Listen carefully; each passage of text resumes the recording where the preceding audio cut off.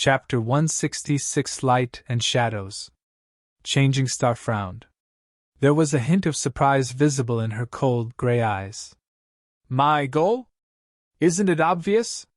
She gestured to the slum that surrounded them and the magnificent castle towering above it. I'm trying to help these people. What else? Sonny sighed. Then, turning his face away, he asked, Hey, have I ever told you about my sister? Nephi blinked. No. Why bring this up all of the sudden? He smiled wistfully.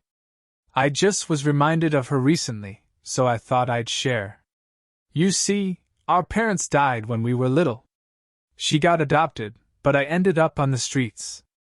Life wasn't really sweet for me. In fact, it was nothing but unsavory and bitter. So young as I was, I simply imagined that it was the same for her. That's why I got obsessed with the idea of finding her. I had this fantasy in my head, you know, of saving and protecting her. Becoming a family again. Sonny grimaced. But how could a penniless undesirable like me find anyone? You know how the city databases are. Even if they're functional, unsealing anything requires you to be a citizen, and one of a considerable rank, too. However, I was ready to do anything to accomplish my goal. So, I saved up money. A street kid can't earn much, but even then, I saved up as much as I could. A dark expression appeared on his face.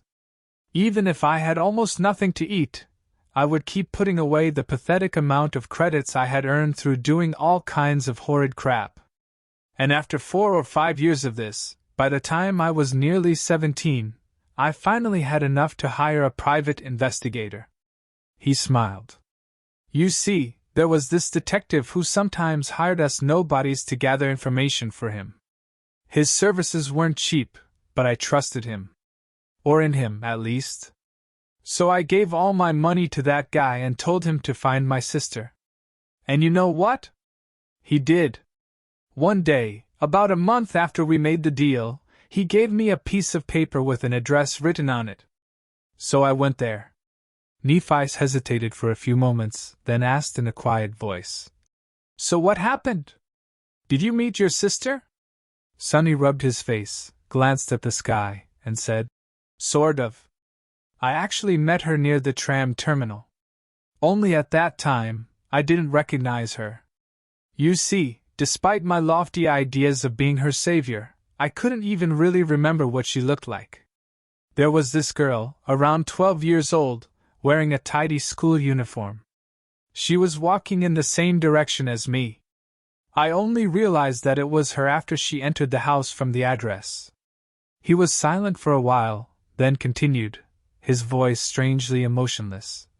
It was already dark. I think it was raining.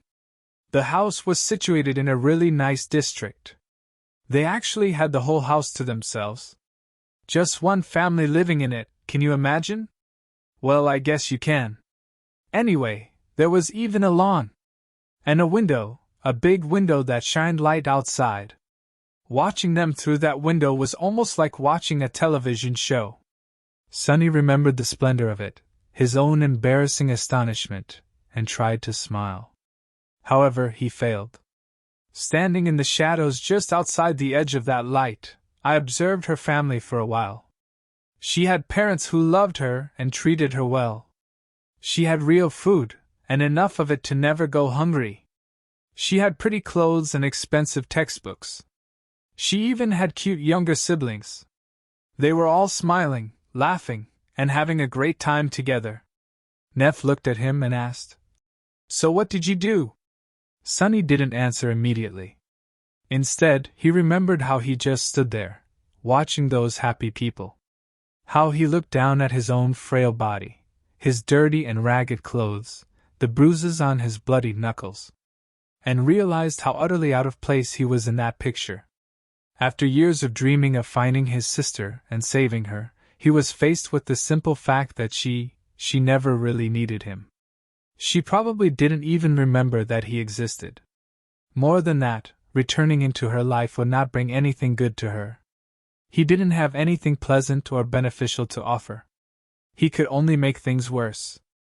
Do you want to read more chapters? Come to Panda Novel, calm, out there on that dark and rainy night. While Sunny was standing in the shadows, something in his heart was extinguished forever. Something inside him died. No matter what kind of situation he would find himself in after this, nothing would really compare to the darkness he felt in that single moment. After remaining motionless for a long time, he slowly backed away, turned around, and walked into the darkness. A few days after that, he began showing the first symptoms of being infected by the nightmare spell. And the rest was history. Shaking off the unpleasant memories, Sunny pretended to be carefree and shrugged. I did the only selfless thing that I have ever done. I turned around and went away. Do you know why?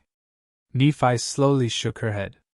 Sunny grinned, the anger finally finding its way into his eyes. Because even a cretin like me was able to realize that the person he wanted to save didn't need his saving. So please tell me, Neff, why is it that you, with all your intelligence and clarity, can't seem to do the same? She stared at him, a deep frown appearing on her face. Are you implying that I lied about my intention to help these people? If so, you are wrong. Sunny clenched his fists. Before he could stop himself, words flew out of his mouth. No. To be completely honest with himself, he had to admit that he simply did not want to stop them. He was too exhausted, hurting, and shaken to keep playing this game with Neff. It was time to bring everything to light. Maybe then, he would be able to regain clarity. Glaring at Changing Star, Sunny spat. Fuck you, Neff. She blinked. What? He smiled crookedly. I said go fuck yourself with that bullshit. Saint Nephi's. You might have fooled everyone else, but I know you. I know you better than anyone else. So I don't buy your whole savior act even for a second. Sunny repeated her gesture, pointing at the surrounding hovels. Help these people. Please.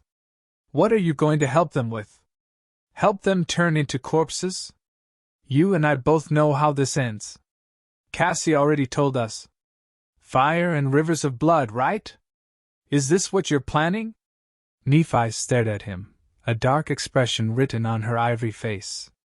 Her cold gray eyes weren't calm anymore. Finally, there was a burning emotion in them. Was it confusion? Pain? Disappointment? She opened her mouth, then closed it again. Then, Changing Star slowly shook her head. Finally, she seemed to find the right words. Looking Sunny right in the eyes, she slightly raised her chin and said, Fine. You got me. Chapter 167 Unforgivable. Sunny stared at Nephi, stunned by her answer. He didn't expect her to admit it so easily. Meanwhile, she just shrugged. What? Was I supposed to deny it? Why should I? You are the one who is obsessed with lies, Sunny, not me. The corner of Changing Star's mouth twitched. Actually, I have to thank you. If it wasn't for you, I would have never learned how to deceive people so easily. I had a very sheltered upbringing, for obvious reasons. Communicating with others had always been something I knew very little about. She smiled darkly. How fortunate it was to meet you, of all people, on this forsaken shore. Lucky me. Right. Sunny blinked. What was she talking about? He remembered how, during their journey to the Dark City, Nephi had tried to mimic Cassie in how she spoke to people. Had she been studying him, too? Neff took a step forward and pierced him with an intense, burning gaze. No one survives in the dream realm alone. I knew that I won't be an exception to this rule, so I watched Cassie and you and tried my hardest to learn from you both. That's when I noticed that nothing you ever said, or did, was true. Wasn't it? Crap. Sunny felt a cold shiver running down his spine. She scoffed. No matter what happened, you somehow always managed to keep your real thoughts, desires, and reasons hidden. I've never seen anyone so adept at deception. Congratulations, Sunny! The mind games you played with us were almost as devious as the mental hex of the Soul Devourer. It was nothing short of inspiring. Changing Star paused and shook her head. You can even easily turn truths into lies. How brilliant! I never even knew that such a thing was possible. Silly me. I didn't know a lot of things before I met you. She smiled. So you see, while you were learning how to use a sword from me, I was learning how to use people from you. So please, Sunny, accept my sincere gratitude. I could not have wished for a better teacher. Without you, none of this would have been possible. Nephi's raised her hand and stabbed a finger at him. Then, with anger in her voice, she spat. So where do you get the audacity to blame me for doing the same thing you do to everyone you ever meet? Sunny trembled. Was she telling the truth? Did Neph actually learn how to be this manipulative and vile? From him? Oh no.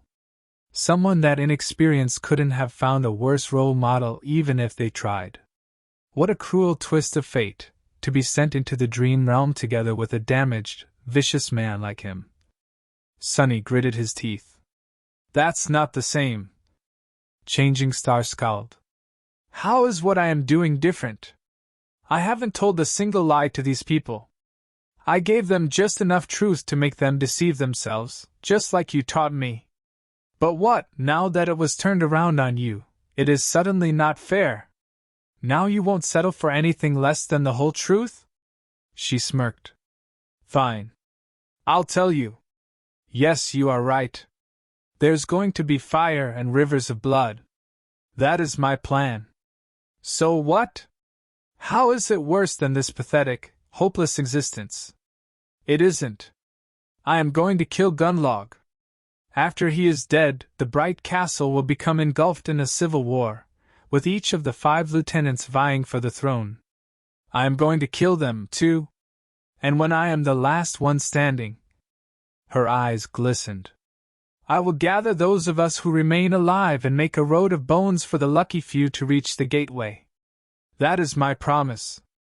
That is the salvation I offer to the people of Dark City. A chance to return to the real world or die like a human should, standing tall and with a sword in their hand, instead of living in fear like a rat. I thought that you, of all people, would understand. Do you want to read more chapters? Come to Panda Novel, com. Sunny stared at her in disbelief. How could she be so nonchalant about the idea of causing the deaths of so many people? Had their lives no value in her eyes?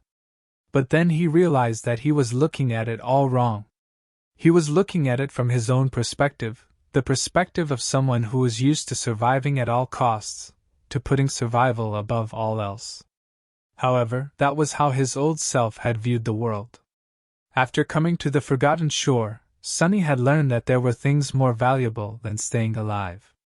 And he learned it from Neph.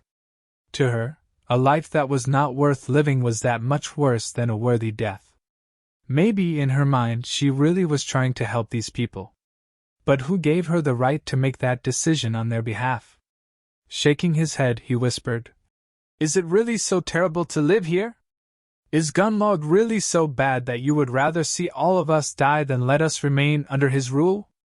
A dark expression appeared on Changing Star's face.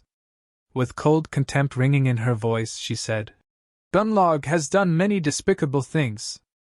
But I won't judge him for those. Who knows if any of us would have done any better? Keeping 1,000 hopeless people alive in this hell is the kind of task that can turn a saint into a demon.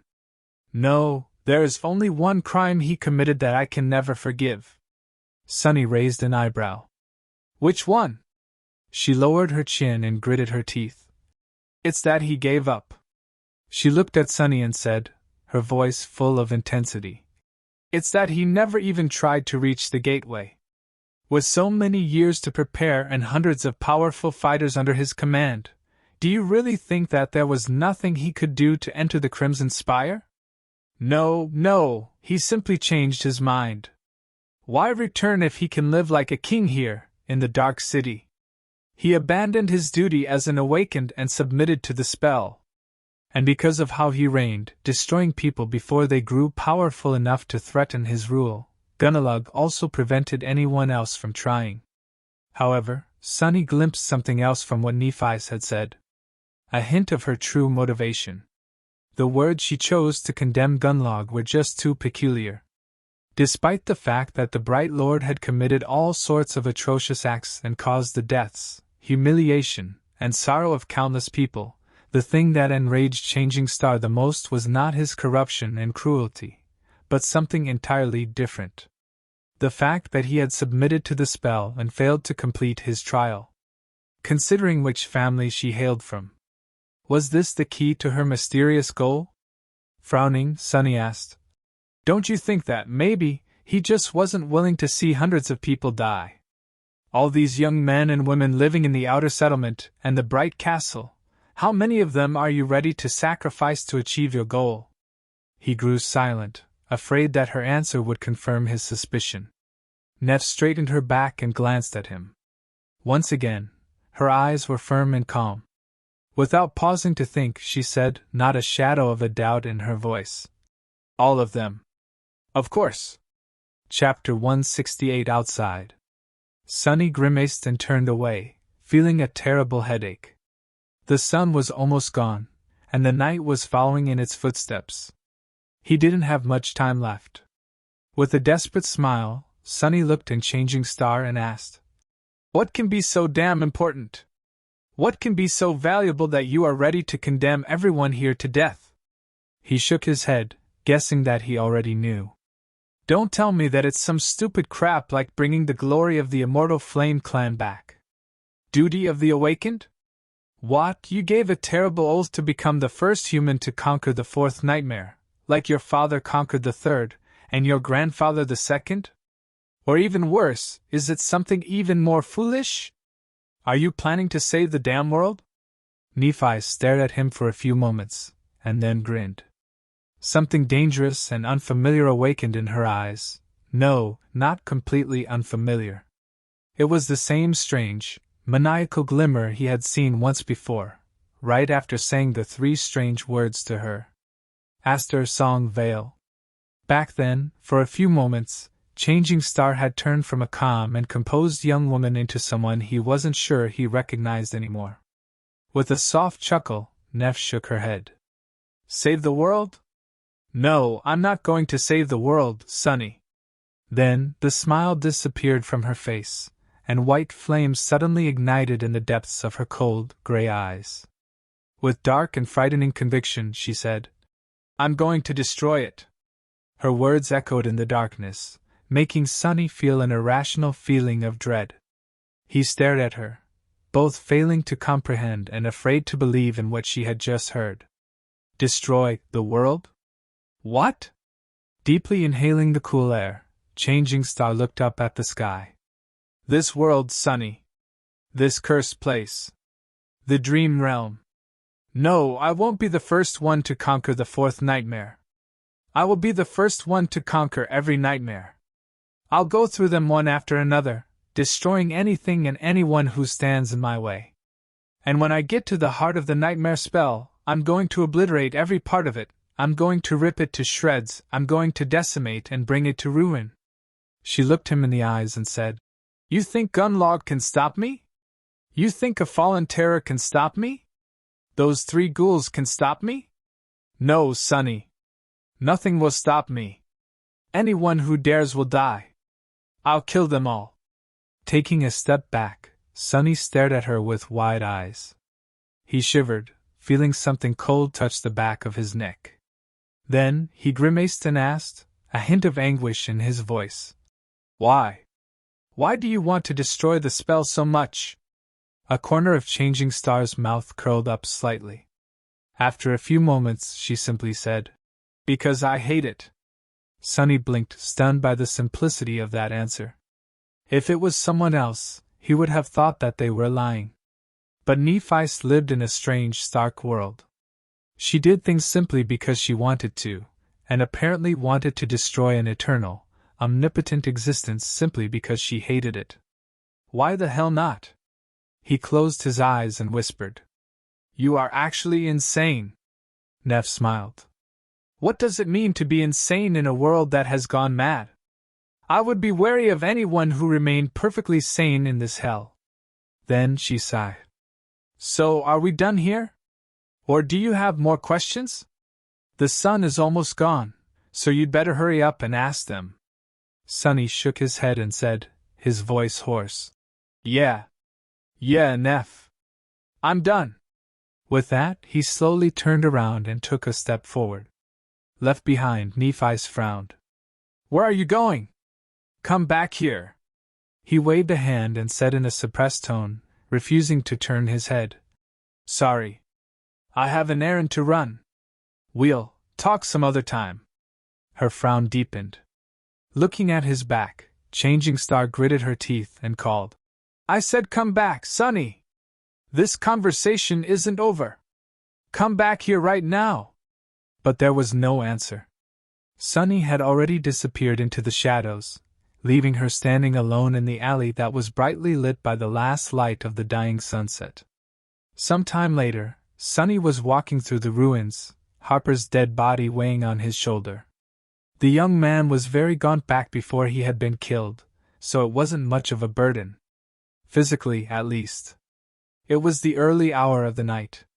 Surrounded by nothing but darkness, Sonny was left alone with his thoughts and emotions. But, strangely, both his heart and mind were empty. He couldn't be bothered to think or feel anything right now. It was all just too much, and too sudden. Plus, he would much rather concentrate on not stumbling on some horrific monster. Ending up eaten by a nightmare creature right now would be very ironic, but still unpleasant. He felt guilty about murdering Harper, but not enough to die while trying to dispose of the body. He would much prefer not to die for his sins. Luckily, the area he was traversing was familiar to Sonny. He knew which streets were comparatively safe, and which he needed to avoid. Where the really horrible monsters' lives, and where he could pass without being sensed by anything. Finally, judging that he was far away into the ruins, he found a partially collapsed house, climbed over the rubble, then hesitated for a few moments, and threw the corpse inside. Harper's gaunt body rolled down the rocks and disappeared into the interior of the house, where no one would ever see it. Here done. That part, at least, was finished. It was time to go back. Sonny turned around and stared at the distant silhouette of the tall hill, with the magnificent castle standing on its top. Right now, hundreds of people were sleeping there, either in the pitiful hovels of the outer settlement, or in the safe and warm rooms of the ancient stronghold. Neff, Cassie, and Effie were there. Haruz, Gemma, and Gunlog the Bright Lord were there, too. And many, many others. And most of them were going to die. Looking at the white marble walls of the castle, Sonny could see his future vividly. Watching helplessly as Changing Star builds her sect. Helping her defend herself from Gunlog. Going on hunts, being invisible once he comes back. Afraid to get close to anyone, lest the same thing that happened to Harper repeats itself. Up until the moment everything ends in bloodshed and terror. Castor was there, too, waiting to use his leverage over Sonny to make him his obedient minion. Sonny wasn't deceived by the amiable personality of the handsome Legacy. He knew that nothing good was going to come of accepting his help.